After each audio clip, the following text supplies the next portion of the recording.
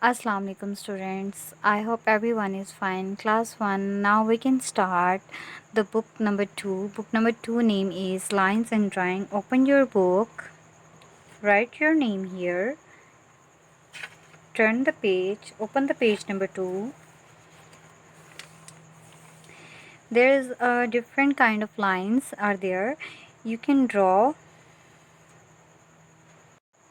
You learn these lines name.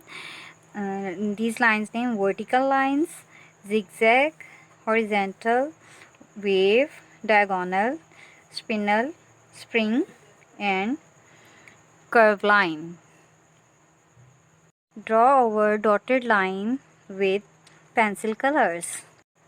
I can choose different colors now. Look at the video and follow me.